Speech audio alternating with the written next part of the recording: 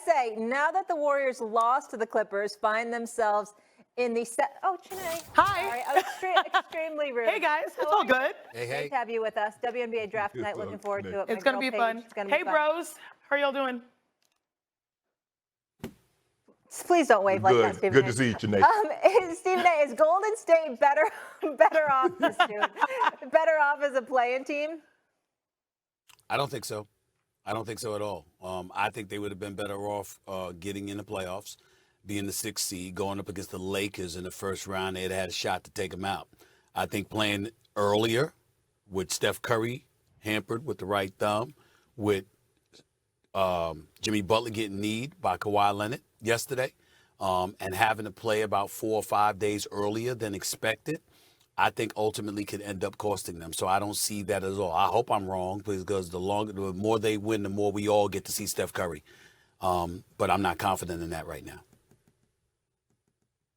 I agree with you, Stephen A., because here's the thing. Now, look, I understand this the 7-8 matchup, so if you lose, you get an opportunity to play the winner of the 9-10 matchup, but that's not what you want. You want to be an opportunity. You want to get this rest, let that thumb heal up on Steph Curry, let that thigh heal up on Jimmy Butler. You don't want to be playing these extra days. And this notion, and plus, you know they have never gotten out of the play-in.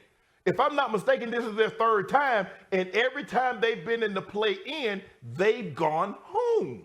So this notion that they're just guaranteed to come out of the play-in and get into the playoffs, that's not a foregone conclusion. So I agree with you, Stephen A. I think they would have been better off getting the number 6 seed and having 4, 5, 6 days off of rest and getting ready to gear up for the Lakers.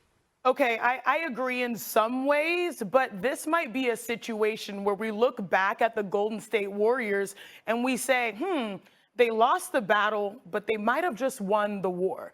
Because if they won that game, you mentioned it, they would have had to go up against the Los Angeles Lakers, which, by the way, you talk about GOAT James.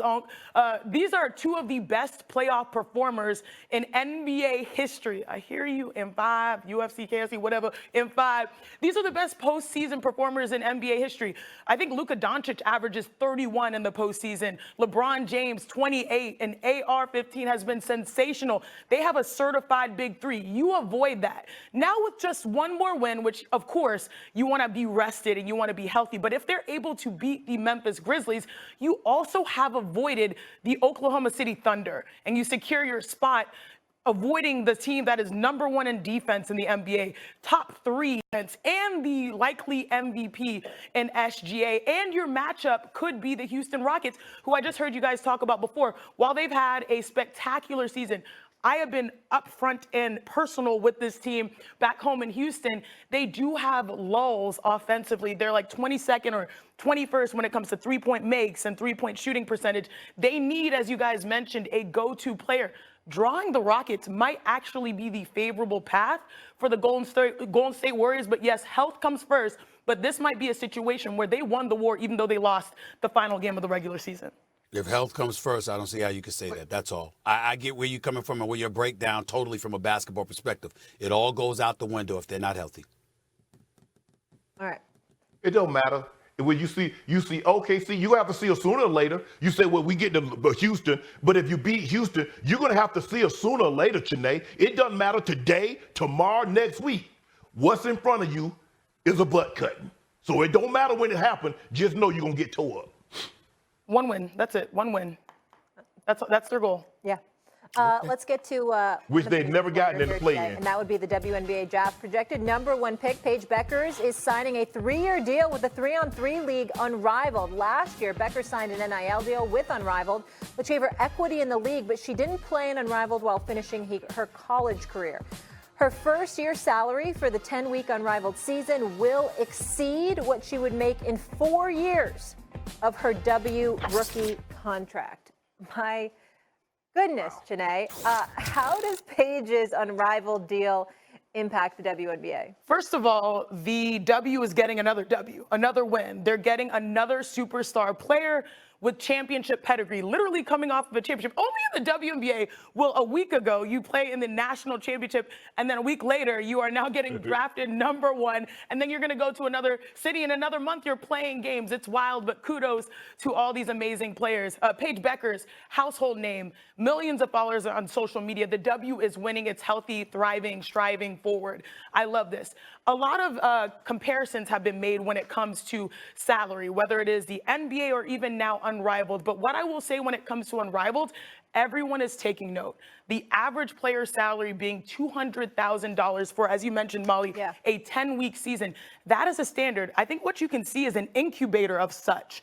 Unrivaled being a league, this is its first season where you find businesses and you find brands that can supplement what this moment potentially can be for women's basketball players. And it amounted in $27 million in revenue, a strong first year. So the fact that Paige Bueckers can not only debut in the W in a month or so, but most importantly, stay home and make good money, it shows you that the pathways for women's basketball is on the rise.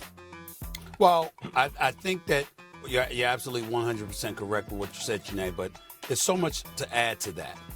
You got to give major props to Paige Bueckers because, not to say that you didn't, of course you did, but I'm just saying her business acumen, investing in Unrivaled before she arrives there with an NIL deal, having equity in the league, that's a big deal.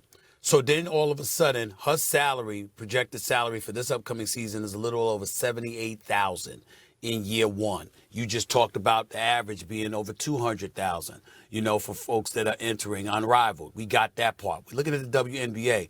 Who's going to be the highest paid player in the WNBA this year? I believe it is Kelsey Mitchell for Indiana, $249,000. It's the highest, okay? So when you talk about Unrivaled coming along, I mean, this is a very, very big deal. So I'm just looking at it to that standpoint. Then I'm looking at from the history of the WNBA, only 18 players have topped $1 million in career earnings on the court, topped by Skylar Diggins-Smith at $1.56 million. That's what my research shows, okay? So I'm looking at it and I'm saying, if you're Unrivaled, and this is the kind of money, and you were projected to make approximately 12 to 13 million, but you ended up making over $27 million in year one, okay? That is a huge sign. So Bueckers is getting paid not just because of the NIL investment from last year, not just because of the money that they generated, not just because of the equity stake that she has in it, but now she's going to make money as a player as well. Meanwhile, building the league because she's participating in it and what have you. It's a beautiful business move on her part. And she's showing not only that she's a champion on the court, but she has incredible potential to be a champion, literally off the court as well, using the court to buffer her own cachet. It's big time, and she deserves credit for it. I agree with you. Stephen A., you and I know this, and Janae, you know this firsthand. There's nothing better than making money in a business that you're invested in or that you own. So you own it, and you still make money while doing it. Like, wow, who knew? That is great, and I'm happy for these young women that you're right, Janae. They don't have to go overseas and go to China or Russia or wherever else they have to go. They can stay right here and make a nice supplementary income. Now, it's hard to say that the Unrivaled is supplementary. It seems like the WNBA is supplementary income, and Unrivaled is their main source of income. But you're giving Paige Bueckers the name and the face